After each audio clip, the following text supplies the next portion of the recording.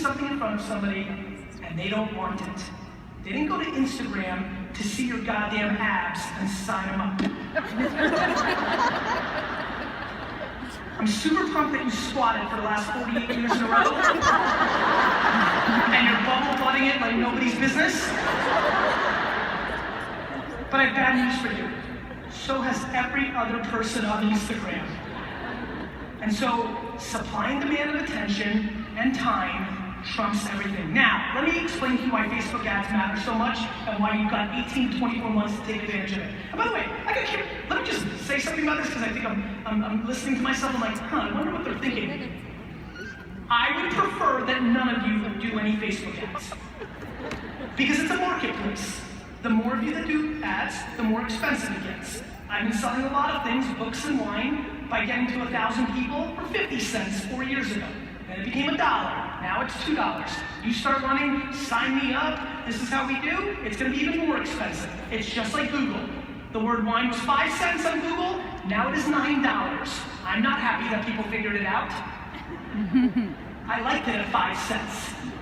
So please understand, every piece of advice that I'm giving you is predicated on one very important point. I know that 99% of you aren't going to do anything about it. Yep.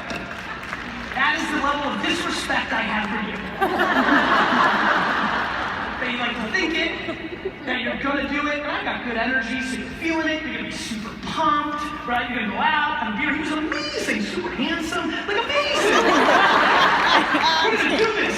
He's right. You've been telling me we're going to do Facebook, this and that, and then next Tuesday happens. That's what happens. I've been doing this a long time. I swear, the only reason I give the best advice in the world is because most people don't take it. And so I'm a great guy on both fronts. Facebook. It's great, but here's the problem. My business today, Vaynermedia, Toyota, Unilever, Procter, the biggest brand, not Procter, but GE, biggest brands in the world. What are they spending their money on? Television. By show of hands, how many of you now, when you watch television outside of sports, watch it on your time, not when it airs? Netflix, HBO Go, DVR, TiVo, raise your hand. Raise it high. Oh, weird, everybody. And how many of you fast forward every single commercial when given the chance? Yep. $90 billion spent making 30-second videos and distributing them in between TV shows, and nobody's watching. And if one of those brands that are my clients are lucky enough that, let's say, it does get in front of you because you drop your remote control off your bed.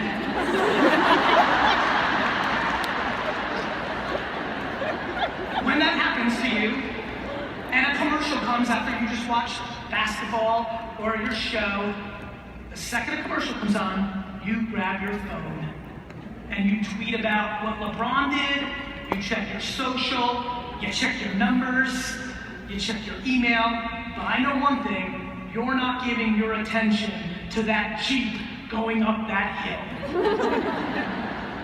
So what do you think is gonna happen? I'm gonna help you, since I've lived in a couple of cycles. That money, over the next 2 to 3 years, will continue to be spent on TV because old school executives in their 50s wanted to. And then they're gonna get fired because their businesses are gonna go down. And then 37-year-old Sally's gonna come and be the new CMO. And she's only lived like this.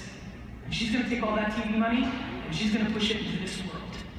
And you reaching somebody with your program or your squat or whatever the hell you're gonna put in front of them is gonna cost $19, not $3.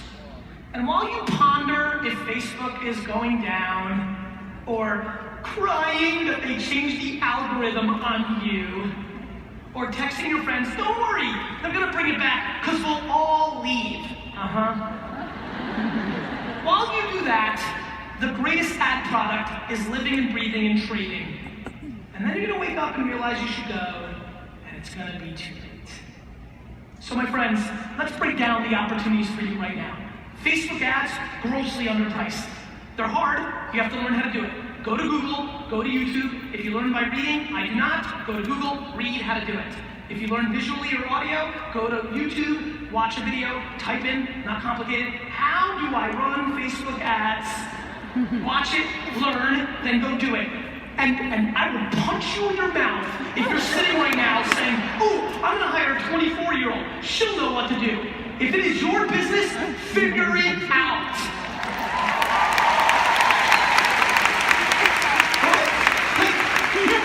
You want a fat whip and a rad-ass watch, and you don't have an hour to watch a video, you jerk?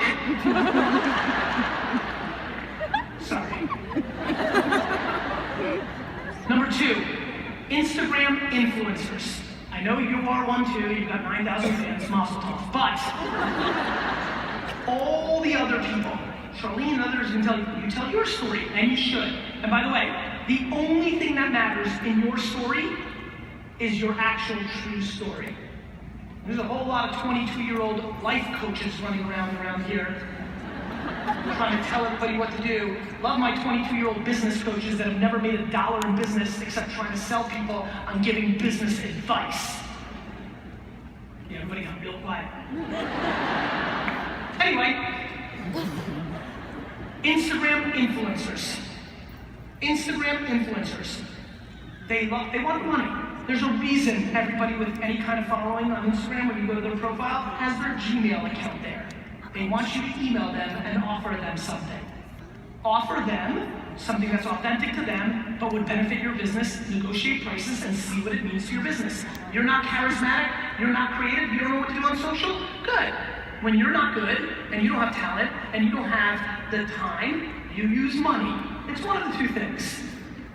Deploy dollars to Instagram influencers. There's a real business opportunity for a lot of people here on that. Number 3, figure out Snapchat yesterday. Yesterday. I'll tell you what, everybody's attention is going to be there. Every 30, 40, and 50-year-old you know in 24 to 36 months will be on Snapchat. I said this in 2006, 7, and 8 on Facebook. People didn't believe me. Once again, going back to it, could care less if you do. Believe most of you won't. But if you figure out how to do it, here's why Snapchat's really interesting. Because of the nature of the platform, the thing that usually most intimidates you, which is, what do I put on it? For Snapchat, it's so reality TV, and it actually almost doesn't matter what you put on it. It's unbelievable. Just put your truth. Walking into the gym, chasing my goddamn dog. Take a picture. Gum on the street. Brilliant. Reality TV worked for a reason. We're just interested. It's rubbernecking, it's gossiping, it's hardwired in us. It can literally be anything, but just let it be your true thing. The reason I keep pounding the true thing, one of the things I found most fascinating when I was digging is people love to front. You love to front. You love to show it bigger than it actually is. You love to sell the lifestyle, this, that, and the other. It's just not gonna work. It's just not gonna work. You can't hide. The internet exposes all the shadows of society. It is a bad blueprint. You might make it work for a few minutes, but you will be exposed and you will lose. Please keep that in mind. My friends, we're living through the most amazing time ever. Really, really. One of the things that I'm very passionate about is marketing. I'm fascinated by the presidential election, and not to go political, but it's amazing to me that data can show how great something is, yet if you just yell loud enough that everything is bad, people start believing it, right? And I'm not picking on him, I'm really not. This is a much bigger issue than that. I am stunned by that, and as humans in society that have social media, I'm gonna say one random thing, and then I'll move on from this. The minority of angry people in America are very loud right now. They will post every day, 400 times a day, on every channel. And they are drowning out all of us in this arena because the majority of happy and ambitious and good people like us don't say anything about it. You go and take 40 flights a year, everything goes smooth, not a peep. Get a 4-hour delay? Screw you, Delta. Our grandparents and great-grandparents lived through wars and depressions and real bad stuff. And you're crying about missing a couple of likes? Thanks, Grandma. My friends, punchline's very simple. Patience is the #1 reason people lose as entrepreneurs. They think for some reason, by raising their hand, I love when you're like, I'm doing it. I'm making the jump. Screw the man. I'm gonna do this. You convinced me, Cindy. I'm joining your team. I'm gonna do it.